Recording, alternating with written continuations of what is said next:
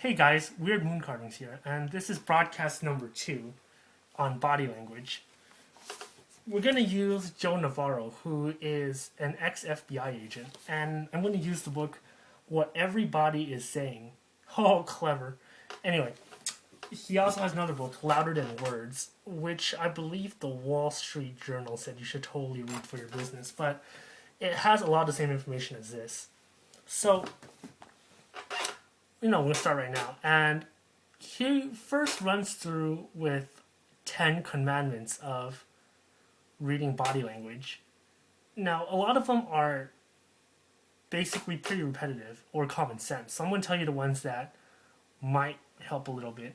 The first one is to observe and not stare. Okay, when you're gonna observe someone, I know it's really hard to catch every change in body. So it doesn't help if you go and just stare at every little movement because it's going to weird them out. And as you know, people react differently when they know they're being watched. A lot of psychology studies have been less effective because of this. So try to make it look as natural as possible. If you have to stare, make sure you're not part of the conversation, so you can watch people from afar, so they won't feel creeped out. The second thing is context. If somebody is, let's say, if you're asking someone if they killed someone and they look guilty, it's not saying that they killed him. Maybe the person hated him before, had a history of hating him, and after he died, he felt bad that he really hated him because in retrospect, he wasn't that terrible a person. There's a lot of different explanations. So, context is really important. Don't jump to conclusions. The third thing is baseline. I mean, in polygraph testing, it's the person that you need to see how jumpy they normally are to see how jumpy they are for the important question. Likewise, same thing here.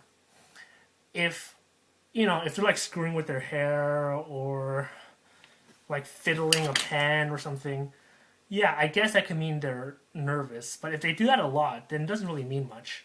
Remember, you are, in the end, examining things that change, examining things that are out of the normal. Fourth thing is frequency. Because he's playing with his pen once, doesn't mean he's guilty. If he does it a lot every time you mention a specific person or event, then that probably means something. But always look for more than one clue. It's kind of like in the pickup artist community. They say if they show you one indicator of interest, it doesn't mean shit. You should probably look for 3 or 5 or something before you do something, because one doesn't really mean anything. It's all about frequency. And the last one is number 5 is comfort and discomfort. So when you read their body movements, it's usually used to measure comfort or discomfort, where we can go from there, but that's the base. I'll explain that later if you're a little confused. Now, Navarro talks about how the brain is basically 3 sections. Now, I'm not talking about like cerebral, cerebellum, medulla oblongata, hippocampus, whatever. We're referring to a different set here. So he says there's a reptilian brain, which is your most primal.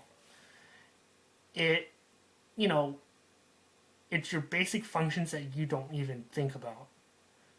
Feeling pain, I guess. And then there's the little better, it's the mammalian brain or the limbic brain. This is the one that defines your body language. So it's going to be the most important here. And the last one's the neocordial or the human brain, which is capable of reasoning, complex thought, and all that stuff. It's what sent us into space. It's what built a bunch of stuff. However, the neocordial brain can lie to people. So it's not exactly trustworthy. However, the mammalian brain, the limbic brain, does not. It's a lot more honest. Now, another thing he talks about here is the 3 things that we do when we encounter a threat: freeze, flee, and fight, in that order.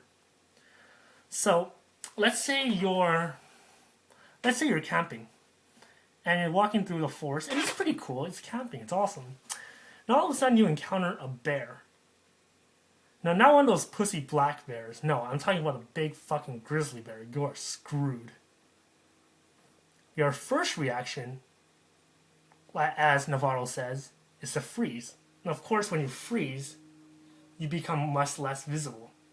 Not exactly to the point of Jurassic Park T-Rexes, but you get the point. And so you go, oh my god, I hope he didn't see me.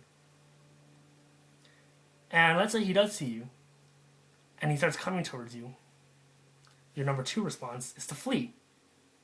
OMG, I'm getting out of here. So you start running. Then you realize that bears run 30, 35 miles per hour, and you can't really outrun it. So your third reaction kicks in: fight. While you're running, you're looking on the ground, desperately finding any stick or anything that can help you not die against them. Now, there are other examples too, aside from the most primitive limbic examples. Let's see, freeze reduces mobility. So when someone talks with a lot of illustrators, that's when they go, yeah, blah, blah, blah, blah, blah, blah, blah, blah, blah. And then all of a sudden they stop, and they just talk like this. It means they encounter some kind of threat. There's some form of discomfort. So that would cause them to move around less, because freeze is the first example. Alright, so flight is the second one. And it basically states that your lower body does not really lie. For example, the direction you're facing with your legs and your feet indicate where you want to go. Like if you're in the office and your boss goes, hey, can I talk to you for a minute? And the whole time he's talking to you, your feet are faced towards the exit. That means you don't want to talk to your boss. You just want to leave. That's where the bottom half of your body is more truthful, because it's the limbic brain. Anything therefore reducing mobility means that you have trust. If a guy crosses his legs, then, it means he feels more comfortable. Anything reducing mobility. And the third is fight. In that, you try to look bigger, you go, yeah. And stuff like that, your voice lowers, you just turn more manly and belligerent when you're about to fight. And generally, the more space you're taking up, the more dominant you're being. Going like this is a lot more intimidating than going like this. I mean, like you see when you're in the movies, or I guess on a plane, when you have an armrest, the more space you take up, the more dominant you are. So a lot of guys will just try to take up both armrests, which kind of sucks if you're a guy next to them. They're just like, a lot of women though just kind of are submissive to this. They'll just sit like this the whole time. But generally speaking, the more space you can take up, the better. The more alpha you are, the more dominant you are. So, I mean, like, you can see in, like, the person in the office that's the most powerful goes like this. Or something when you're talking to him. He's taking more space. And, when people go like this, it takes them more space, so it makes them look bigger. Anyway, that's all I have time for today. So, if you have any questions or comments, if you have any hate mail, God, I love hate mail, email WeirdMoonCarvings@gmail.com. Till then, I'll see you later, and keep being awesome.